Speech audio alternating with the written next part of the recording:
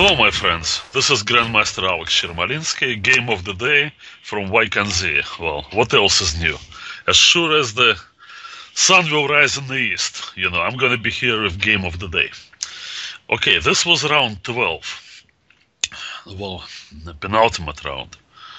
Well, what happened the day before really, made the intrigue, much tenser. Obviously, a loss by Aronian rather unexpectedly, and somewhat lucky win by Carlsen, and win by Rajapov. It tightened things up. Well, but as we thought, that the plot will thicken even more. Today neither Rajapov or Carlsen could move forward. Well, Rajapov had a sort of a routine draw. Probably just didn't get things going, or maybe he was tired. It's hard to tell. But he really could not put his best effort forward. Carlsen did, but he had to do it not to lose the game. Well, once again, I don't know. Sometimes Magnus, particularly when he enters a line, that requires not pretty much any kind of theoretical knowledge, but exact one.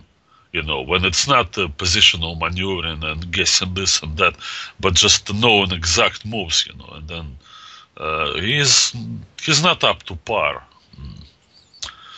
Well, I don't know how long, he can maintain his position as number one player if he continues to have those kind of problems in the opening. Like today, with the white pieces, walked into a very bad position, made a huge blunder on move 16. I mean, the line itself is not dangerous for black, but white obviously doesn't have to get into such a bad position as he did. Well, Gata probably was very surprised to be handed, such a clear advantage and exchange ahead. In the endgame, of course, since black could not exchange the rooks, it was not a routine technical win. It was a hard position to play, and Gata played it well for a while, but, that desire to clarify the situation and just finally let him down. He went for the rook exchange at the wrong moment. For those of you looking at the game between Carlsen and Kamsky, pay attention to that move. Instead of rook f5 check in the endgame, rook g1 gives black a sizable advantage. Anyway, so Carlsen scores another half point, that maybe he didn't deserve, but he's a fighter, he played a lot of very good moves today. But chess is a cruel game. Sometimes you can make such a big mistake that there is no recovery from it. Going back, of course, it's a little too early, to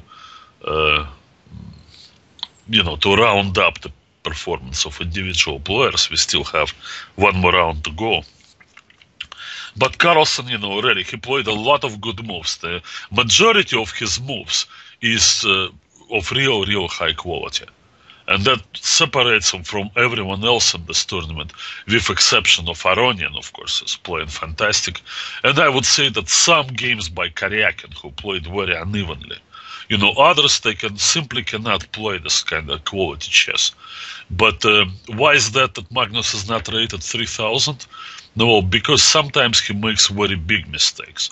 And chess, being a cruel game as it is, will punish you for one mistake after 39 excellent moves, and give a reward to a player who played 40, I wouldn't say mediocre, but good moves.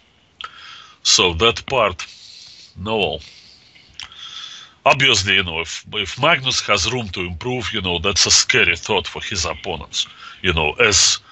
As is, they struggle to stay with Magnus. Magnus is a number one rated player, and see a lot of people, they play like Ivanchuk did in this tournament, or Rajapov. They just play not to lose, and that's with the white pieces.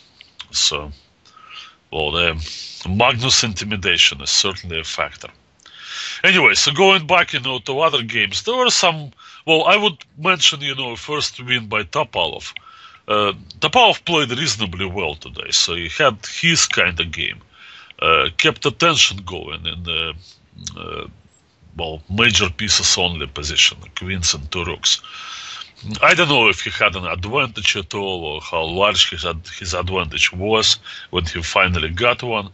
The main thing was that his opponent was Anish Giri, who's just, he can't play anymore, so somehow he just totally just, he's not even running on fumes, even the fumes are evaporated from the gas tank. He has nothing. Well, I already talked about this, so let's not return to this. Interesting game between Navarra and Caruana. Navarra, whose bad tournament was caused mainly by the psychological problems. Finally, when he had nothing to lose and he only had 2.5 out of 10, he started playing good chess, won an excellent game against Carlsen. And today was very close to defeating Caruana and made a bad blunder, just before the time control. He was 2 pawns ahead. And if you look at that game, pay attention to the opening, how Navarra played it, played very well. Really unfortunate game for David. And Caruana, dodged the bullet. So, Nakamura, I have to mention Nakamura. Nakamura is now just turned himself into a pro player. And I heard him saying, comparing himself to Ivanchuk, and says, Vasily is my hero, is my idol. In fact, I see a lot of similarities there,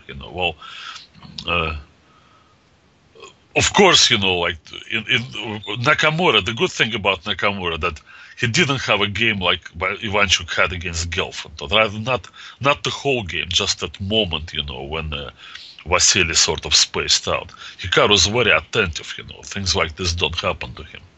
What I find similar between them, that they excel in this technical kind of chess.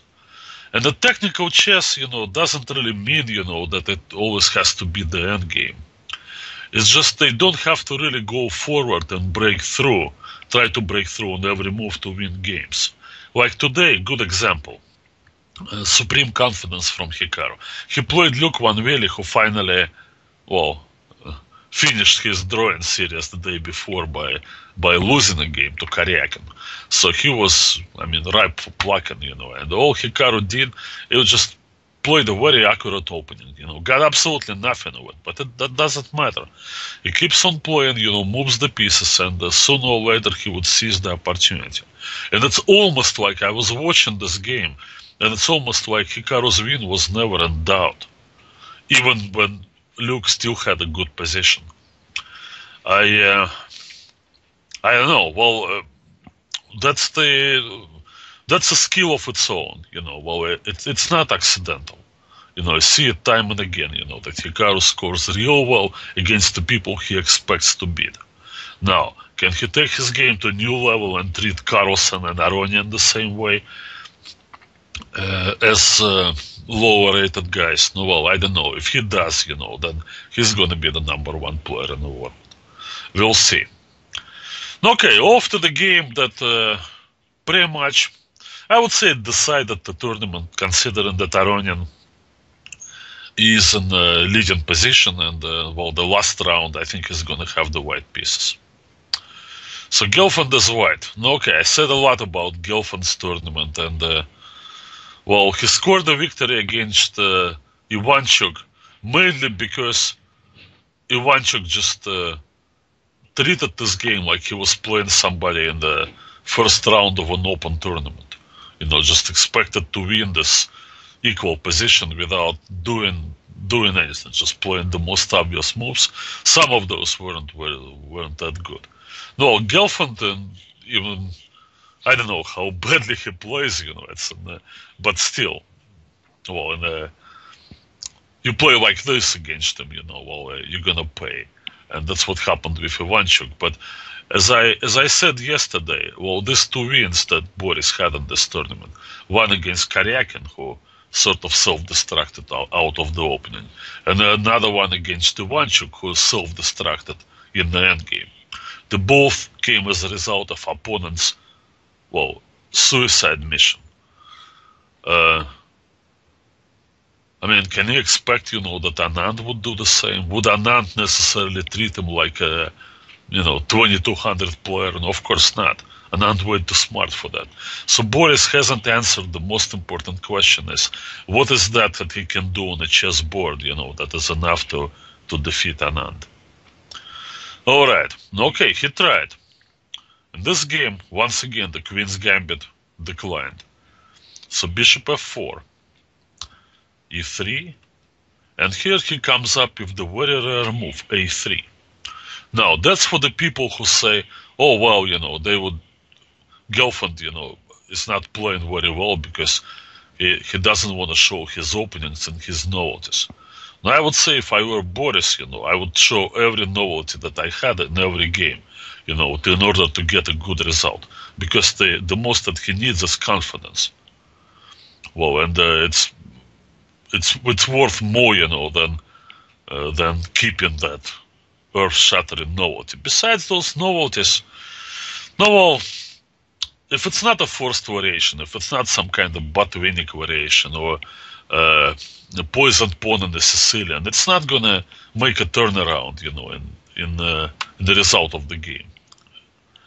A novelty in this opening could give White maybe a little bit of something, maybe open some new ideas, but it's not going to decide the outcome of the game. You still have to play well.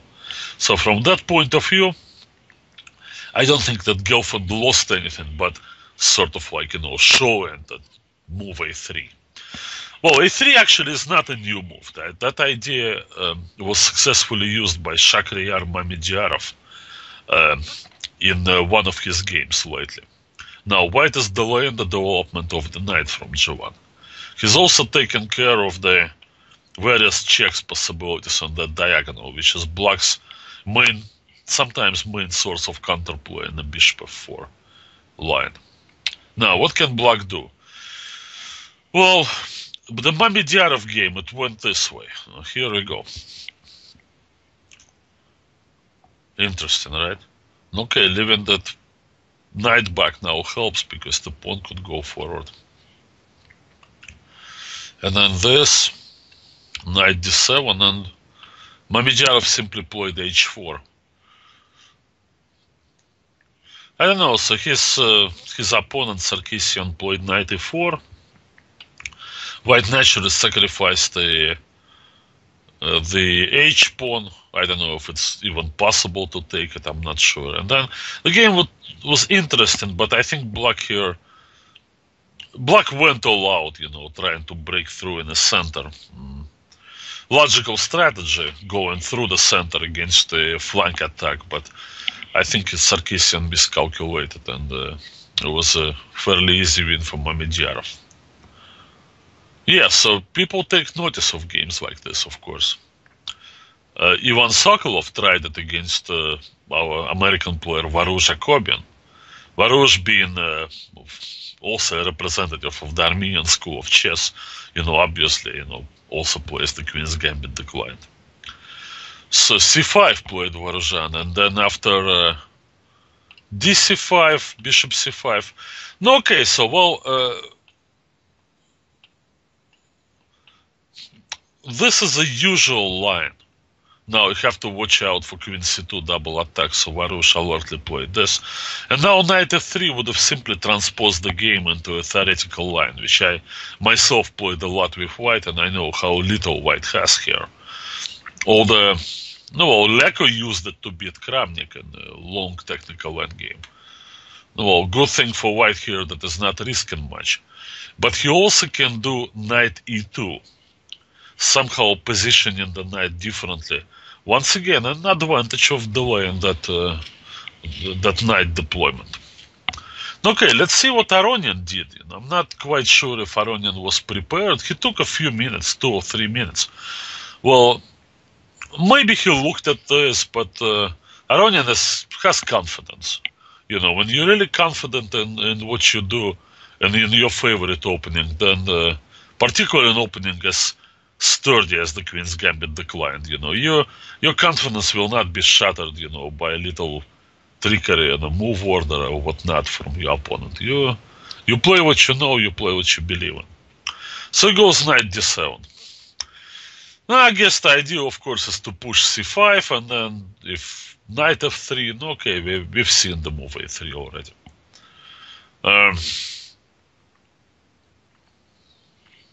What else to do? No, besides knight f3. No, Gelfand played that. That's interesting. Oh, well, obviously c6 is not good. This is where a3 comes very handy, because black cannot play bishop before check. And as it happens, he's gonna lose the exchange, because he has to save the queen. Alright, that is clear. But the pawn can be protected. So Aronian goes back knight e8. And now we start thinking, who's gonna gain what, tempi-wise. And I guess Gelfand figured, alright, I go knight b5. And he pushes me back with c6. But then he's gonna have to come back with his knight. And then it'll turn out that it would be the same thing, like if I answered his knight d7 with knight f3, and then he played c6. And White considers this a good thing, because c6, is little passive here. Black's intention was to play c5. So Gelfand was thinking he was actually cleverly forcing his opponent into an inferior line with c6. Well, c6 did happen, but here Aronian played a great move, f5, and I give this move an exclamation mark. And I have a feeling that Gelfand maybe just underestimated it. It's not like he didn't see it. It's not the kind of move that you don't think of, but you may underestimate certain things. I mean, the stone wall, as black set up, is usually played against g3. The normal move order for the stone wall is to start with the Dutch, let White play g3, because that's what they do against the Dutch. See the games in this tournament when Nakamura was black. And then play d5. Well, this stone wall is quite good against the bishop on g2. Of course, White is happy with that in a way, because there is no attack on this diagonal and mate in the g3 systems against the stone wall. But on the other hand, the bishop is not that active on g2, and black often ends up fianchetting his bishop and equalizing the game. This is a different situation. Well, we got to the stone wall from the queen's gambit, and the white dark square bishop is outside of the pawn chain, controlling this diagonal and preventing the black bishop coming over there for the mating threat. So now White should be happy that he didn't play g3. His bishop is better off on the standard diagonal, supporting some kind of play, I assume on the queen side. So why is that? So what's the difference? Well, the difference is actually move knight e8. As it turns out, knight e8 is not a useless move as Gelfand thought. So he would have to come back. No, it's not where the knight is going. h3. Alright. I thought for a moment, because I was anticipating this move knight d6, that possibly White could have tried to play this. The idea is purely tactical. On this one, I can take and take on d5 and take on d6.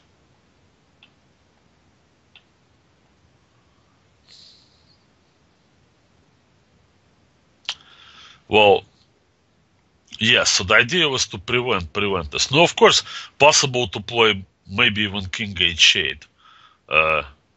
Then I had some strange ideas involving h4, but I don't know. But the point is that after looking again at this position, I realized that also because of that knight being on a8, black had this positional threat.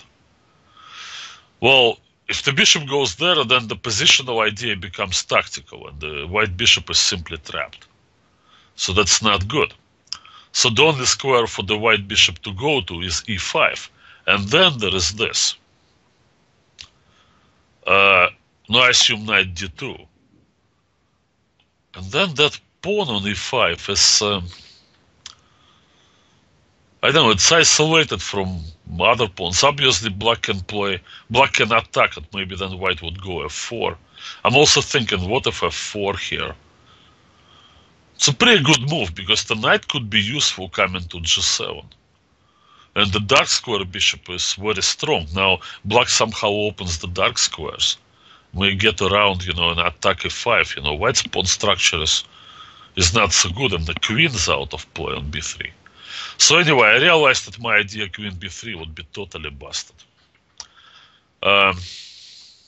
Alright, let's see what Gelfand did. He played the safe move. No, well, h3 is often part of the bishop f4 setup. In a Stonewall or Queen's Gambit, so nothing against it.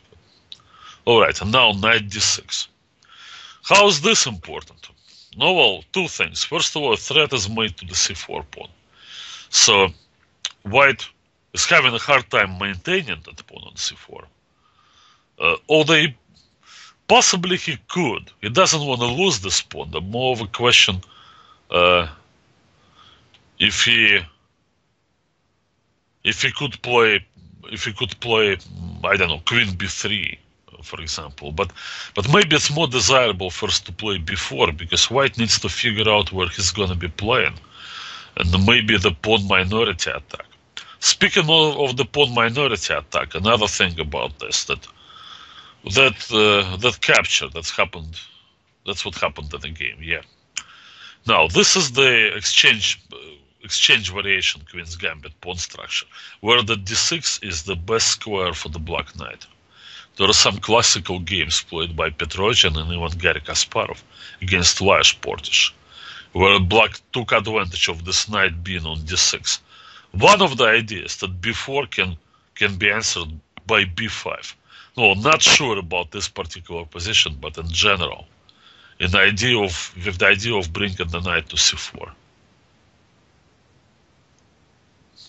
So that's a very important idea, and this knight on d6 is good.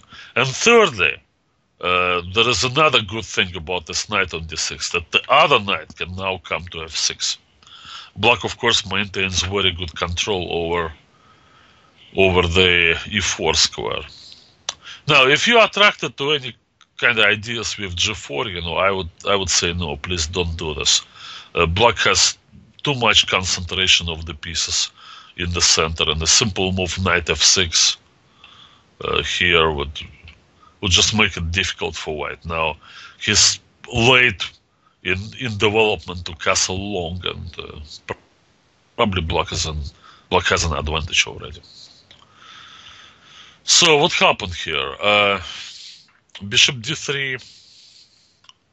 Yeah, there was something to be said about bishop e2. Maybe bishop e2 was better, but not sure about that. Okay, white put his knight over there, and everything's good. And now black moves that knight again in order to provoke exchanges.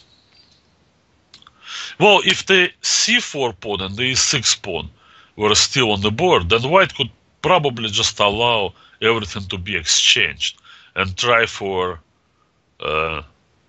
this pawn minority attack, or rather just simple pawn advancing pawns. Small advantage with this light square bishops present on the board, and possibly nothing else, but still some. But because of this exchange, it's too early. Well, if everything is swapped, over there, the dark square bishops and this pair of knights, then black retains the active play with the move f4. And now we'll be looking at this. We're thinking of the pawn on h3. That represented a major target. That was visible throughout the whole game. So, no, I don't believe that white has any advantage here. I don't mind this move queen c2 Gelfand played. That's fine. After this, he also played sort of a safe move, bishop h2. Well, when you're having a bad tournament, what makes it even worse that you know that you're not in good form, and you shouldn't be you shouldn't be taking risks because most likely you're gonna lose again. But no, just taking short draws out of the openings with white is just such a shameful thing to do. So, but the move f3, I don't know if it's an attempt to play for an advantage, but it leads to this kind of stuff, and it maybe it's just a better decision, and from this point of view that white's not gonna lose this game.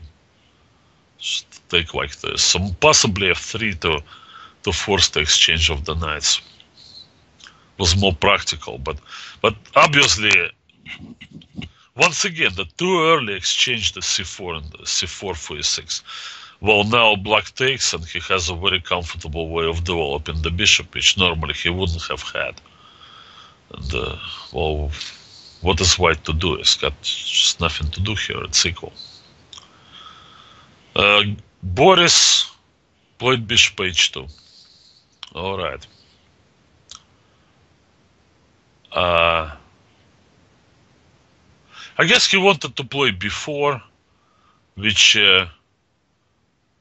he probably didn't like playing it right away, because after this, knight takes f7, black can first take on f4, and that just messes up, white's pawn structure.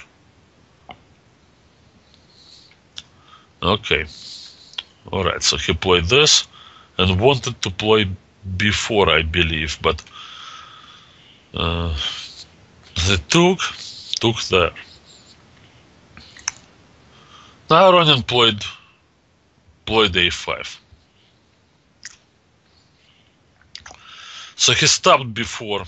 No, well, I don't know. What I expected here is some move like rook d1. I didn't really expect much from this position. I thought he can come queen e7, of course. Now, if f4 and this, I was looking at this stuff.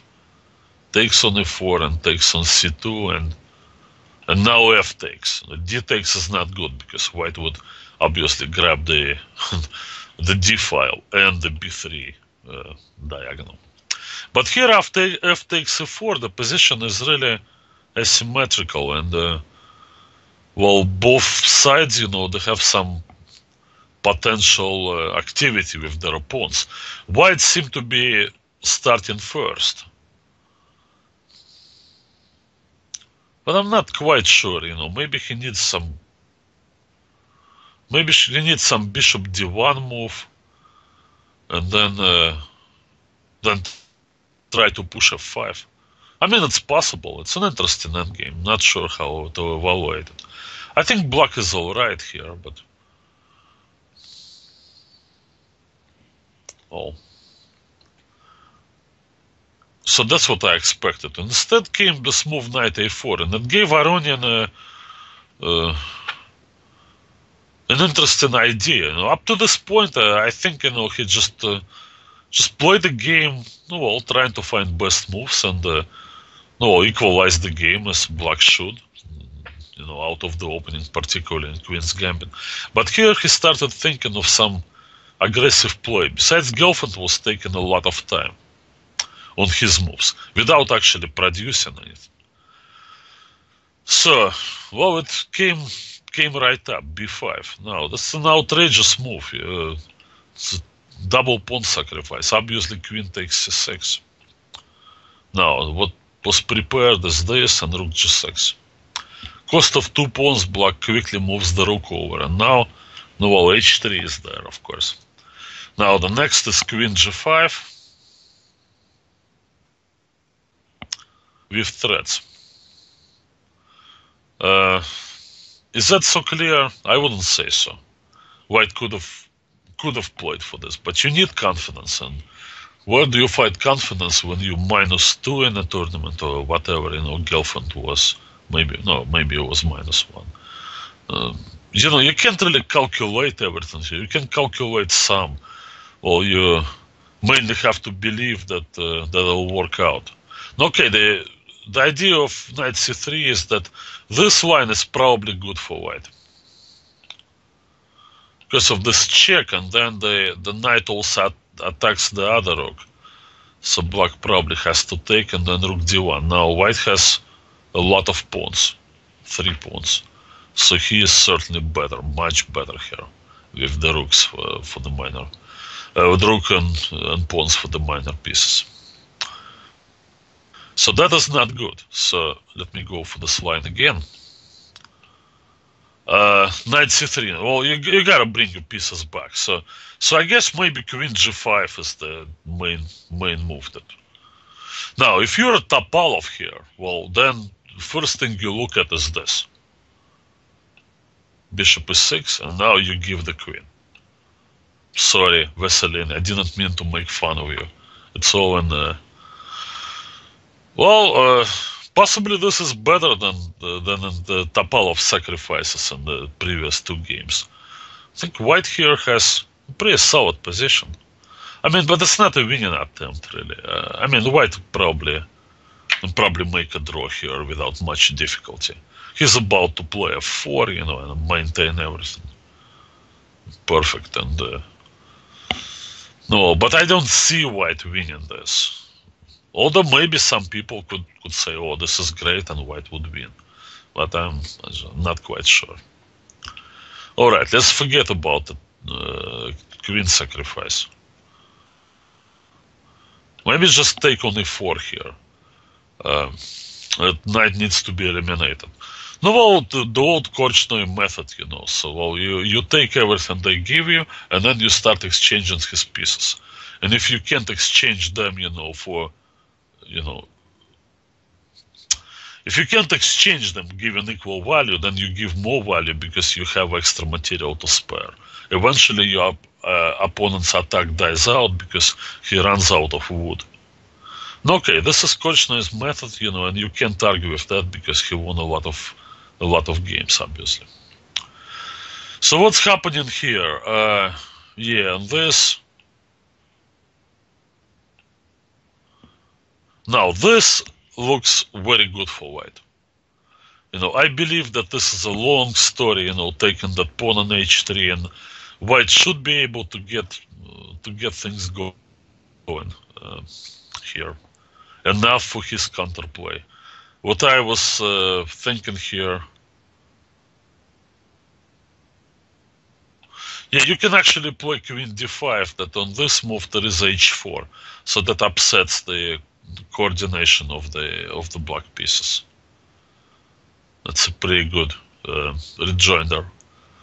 And if he goes king h8, then you can play queen c5, rook fd1. At some moment, knight comes to e2, and there is just enough protection for the king. The center is too wide open, and black has back rank problems. So I thought in this line, black would have to take this way to open up the bishop. I mean, I don't know how to put it, but when you're a d4 player, not every game you play you're going to have a safe position with small and persistent advantage, like putting pressure on some backward pawn and playing this for 50 moves. Every once in a while your opponent will try to break out, and many wins you gain on the white side of the d4 move. It's just one in defense. So you have to sit there, and you have to calculate, and also play by intuition. If you intuitively believe that there has to be something that would help you to beat off the attack, you go for it. But the intuition is heavily affected by your form, your confidence. And I guess that's what Gelfand doesn't have in this tournament. He just doesn't trust himself anymore. Well, he's still a very good player, and he can calculate a lot of things, but it's hard to calculate all the way through on every move. You have to take intuitive decisions. Look, Aronian took his, but Gelfand had to take his. I believe that the truth, lies somewhere in this position. What would it be? I don't know, maybe g3. Okay, am I going to lose the exchange? I know I cannot move the rook away. There is rook takes f2, but I take the entire center. I mean, I believe, that somewhere around here, white has to have the advantage. Well, I may be proven wrong by some computer analysis, but if I were white, I would have taken on c6. I guarantee it. Well, you simply cannot let your opponent get away with this kind of stuff. And it establishes a trend in the game, where you give away the initiative. So, well, that kind of play with b5, it has to be nipped in the bud. You have to just go for it and play queen takes c6. I'm sorry that Boris didn't play it. He has to regain his equilibrium. If he doesn't play moves like queen takes c6 in his world championship match, well, it's not going to be pretty. So he goes knight c5. Now it's clear that black is in good shape.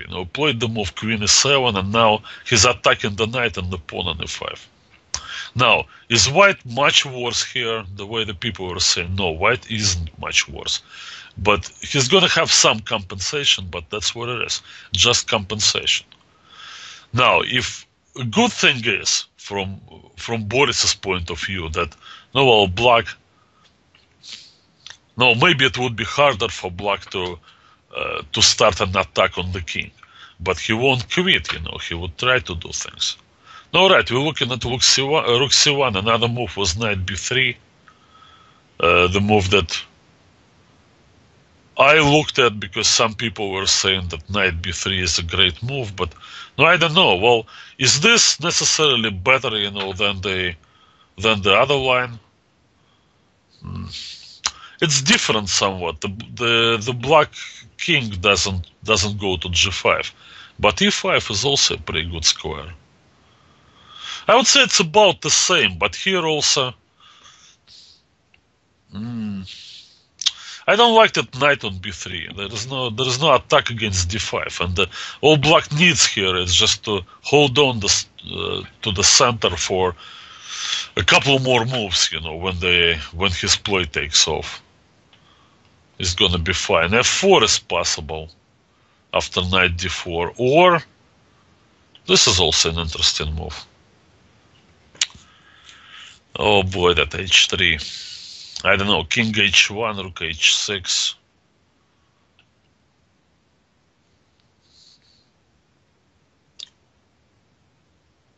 Maybe white could play f4, maybe there is only perpetual check in there, but I don't know. It's similar. There are so many variations, but it was clear to me if Gelfand didn't take on c6 right away, he was not going to do this. So that's, from that point of view, forget knight b3. So he played rook c1, gave a pawn. Now he plays f4. All right. Okay, this is the so-called safe position that white has. Indeed, his pawn structure is very good, and this has a beautiful knight. But the beauty of the knight is somewhat of an empty value, because it doesn't really restrict any of the black pieces. Well, that rook obviously can get around if needed. The bishop sits on c8 because it doesn't need to go to d7 or e6 or f5. It only operates on one diagonal, hoping to do something against h3. So the black pieces are not really affected by the knight. In fact, what white is going to do is going to pull the knight back, trying to open the attack against c6. And then, suppose he does it. He pulls back, now the bishop comes over there, and now he goes back with the knight, threatening to take and win the pawn back. So now this line reveals what white is really playing for. He's just trying to make a draw. Now, so what happened? So the novelty and all these good intentions, and then at some moment, somehow mentally, Boris Gelfand made that switch and started playing for a draw. That's pretty sad. All right, yeah, is that knight? Yeah, knight b3, bishop d7. Okay, obviously black is not going to exchange the queens. Well, Aronian here begins a very difficult play, and now he plays very well. A difficult play for a win. It's difficult to do because he has liabilities on the queen side, of course, the pawn on c6. He doesn't have any control over the dark squares, and it doesn't have enough pieces to break through. So, but he's still trying. He's trying to make some threats against the white king, and keeps this intact.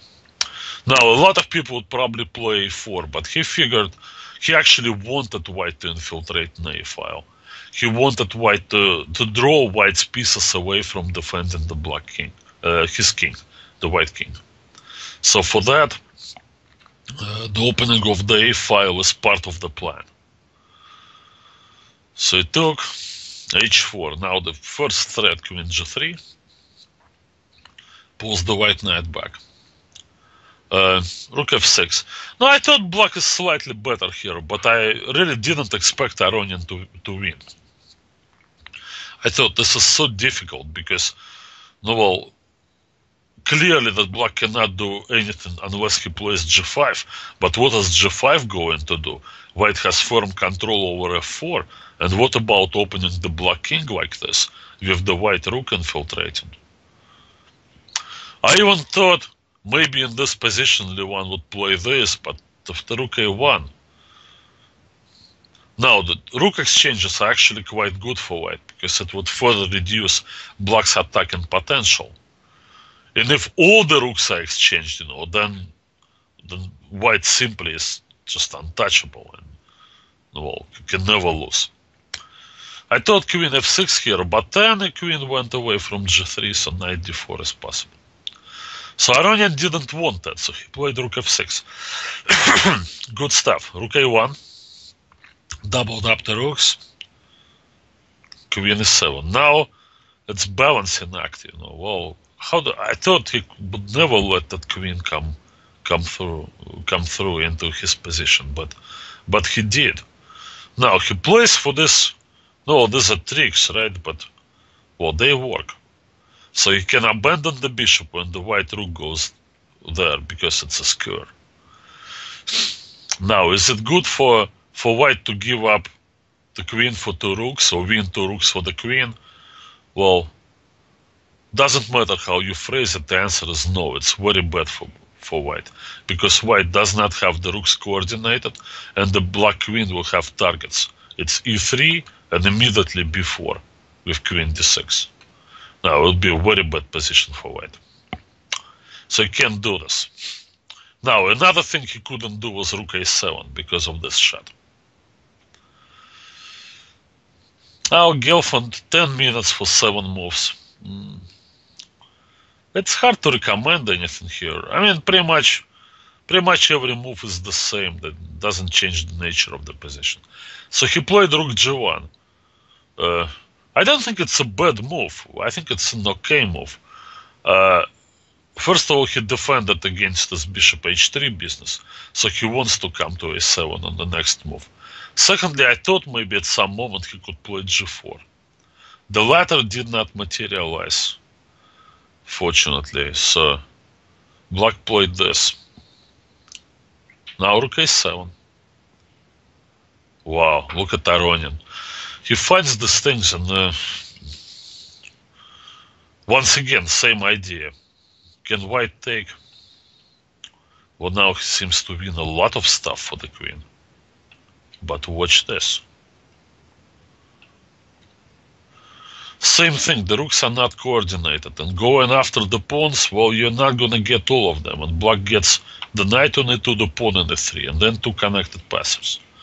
Now, your two rooks are very good against the queen, because they can get behind or in front of one pawn, and they can take it. They could stay side by side on the first rank even, and stop split pawns. But they're not really that good against double pawns. On double pawns, they don't stop, Well, it may make a draw by counterattack with perpetual check, but here it's not happening, so white's position is very bad. Or is it? What if you Topalov? Turns out that a knight on d4 is probably a better piece than a rook. Well, it blockades, it attacks c6, and you took out that pawn on g7. I mean, I don't see white losing this. Not at all. Actually, on queen g6, I can play G4, right? Yeah. Okay, maybe you can play this, because I'm not really sure I want to take on C6 allowing that Queen E2, so I'll probably play this. Now you play Queen G6, you know, I can play G4 anyway. I'm taking on C6, and no, well, as long as I don't lose my pawn on E3, and I don't really see how I'm losing it. You know, I don't see White losing this game at all. But that's a kind of a tough decision, and also very close to time control. Maybe it's not so bad for White. Maybe indeed White shouldn't be doing this. So he plays Queen C7. Queen E5. Okay, they push the Queen back. But the black rooks, you know, they're somewhat misplaced now, and the bishop on D7 is pinned. But now comes G5. Oh well. Boris reacted to this very well.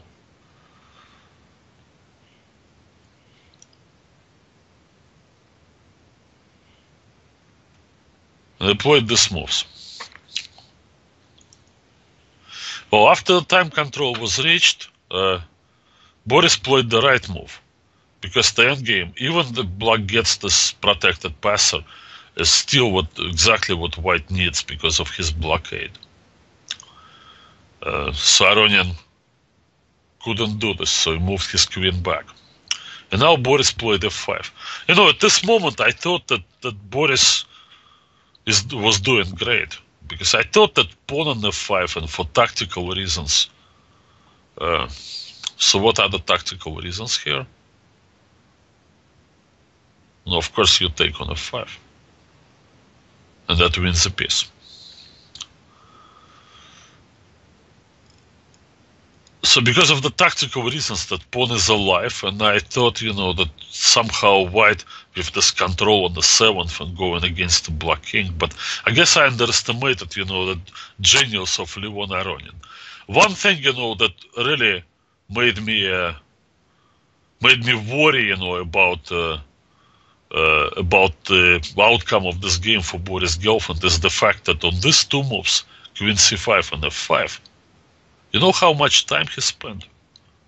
It's ridiculous. He spent 40 minutes. Well, you can't spend 40 minutes on two moves. Well, I know, well, he was in time trouble and he needed, you know, some time to you know, maybe relax, you know, and then, I don't know, cool off. It's all, but that's what 5 minutes for, but not 40 minutes. These two moves, they were fairly obvious to play, and then he has to do it faster. Well, these two moves, as good as they are, they're not deciding the game one way or another. There's still battle ahead. And also, when you sit there and think for 40 minutes, you know, you tire yourself out. So, that was bad sign for Boris. And Aronian plays King G8. Now F6. Yeah, well, I was looking and I realized that it's not so simple, you know. I thought maybe this move, because now if black takes on F5, he loses C6. But there is something else here that I didn't like, you know. He may come back at any moment when White plays knight d4, trying to make this attack against the C6 pawn. It's an extremely annoying move. G4. And that move threatens e3, and then black may get to the white king sooner. It's just hard to believe, because the black king's more open, and the rook is there, the white rook, but somehow it's Aronian magic, you know, how he makes these things work. So Boris played f6. Okay, f6 is logical too. So he cuts across, and now the 6th rank. All he needs to do is to get c6, and then the rest of them will fall. But Aronian is ready with his counterplay, g4. And now Boris... No, he obviously didn't expect that. So now he plays, his opponent plays g4. And now he takes 2 minutes or 3 minutes in this absolutely critical moment, and it is just, he can't calculate, you know, he can't find ideas. He already spent himself on the first two moves after the time control. No, alright, fine, this g4 is played. But what is black threatening now? Is he going to take the pawn on h3? Let's make sure that he doesn't. I like this move a lot.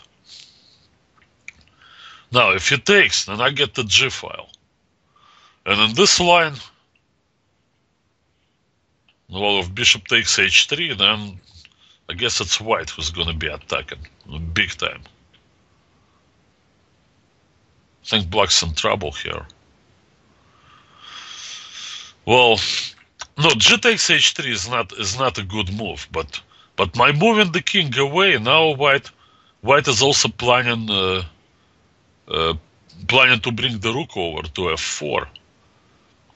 I'm thinking here, even the exchange sacrifice could be possible, because now we're ready, because the black queen is misplaced, and the king is tied up to the rook on f8. Maybe black's in trouble again. Well, king h1 was absolutely necessary, but you need to have time on the clock, and strength, to find moves like this. And unfortunately for Boris, he had neither. So he played h takes. Now the only move in this game that Aronian played here that I couldn't understand was this h3. It's not like h3 is such a bad move, but what exactly was wrong with this? Wasn't this just simply winning? Well, maybe not the game, but the knight is hanging and he cannot come to d4 because he would lose e3 pawn. So he has to come here, then queen takes f6, and now it's 2 pawns. No, with 2 pawns ahead, even if white has this nice knight on f4, but he doesn't have the e1 square for the rook. Did Aronian really think that this was not enough? No, then well, possibly, but that's deep. Instead, he went h3, which complicates matters even more. But in fact, maybe it's not a good move, because knight f4 was okay, obvious reply, and h takes, but here Boris played absolutely ridiculous move, king takes f2. It's the knight he needed over there. No, the main thing, that black can defend the king, and only because he has all 2 rooks on the board. So, well, white's position immediately improves in all of these lines, as soon as he gets to exchange 1 pair of rooks. And that's exactly the case. On this he will take. And now, well, thank you.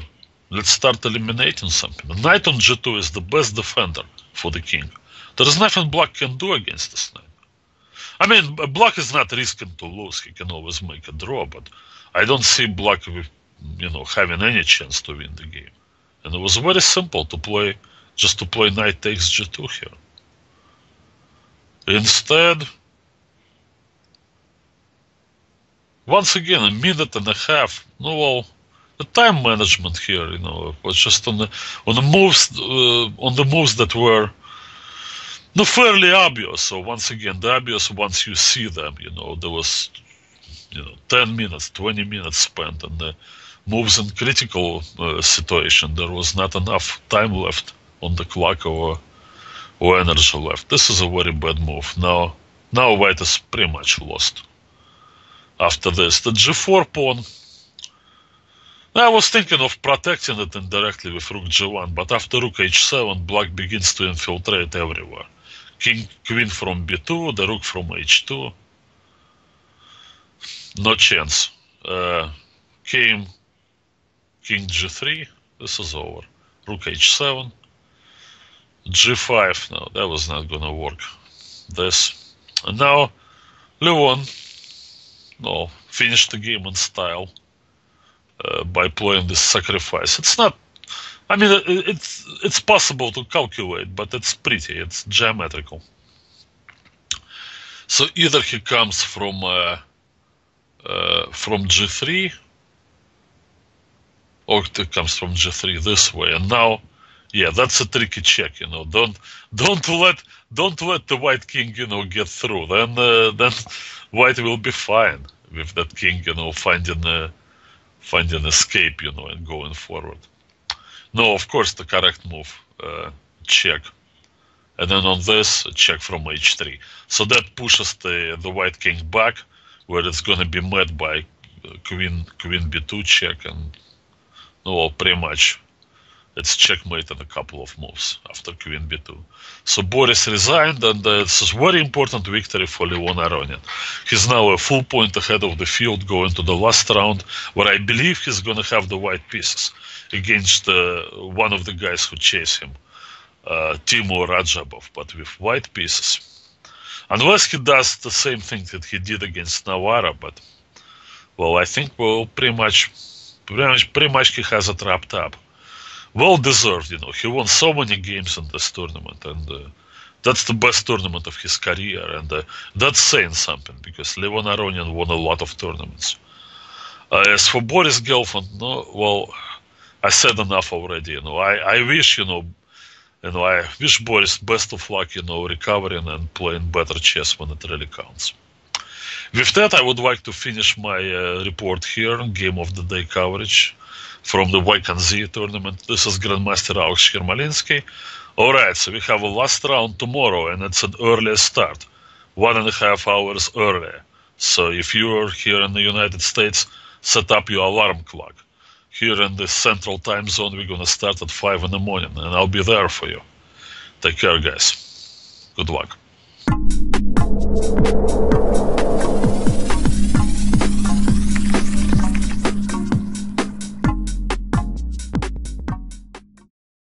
Hi there, you ICC fans. This is Grandmaster Yermolinsky, and you have been listening to a Game of the Day from the 2012 Tata Steel chess tournament in Wijk. And now comes the new in chess trivia question, where each day during the tournament, one lucky ICC member can win a 1-year subscription to the award-winning Dutch magazine New in Chess. All you have to do is listen carefully to the following question and send your answer by email to us at trivia@chessclub.com. Please remember to also include your postal address. Entries will be open until 1 hour into the next day's play, and the first randomly drawn correct answer will be announced in channel 165, midway through each round of our live chess.fm broadcast of the Tata Steel chess tournament. And here is today's New in Chess trivia main prize question. As a schoolboy, his first job at the Hogovens tournament was that of a demonstration board boy. And he then worked his way through the ranks to become the tournament director of the Tata Steel tournament. Can you name him for me?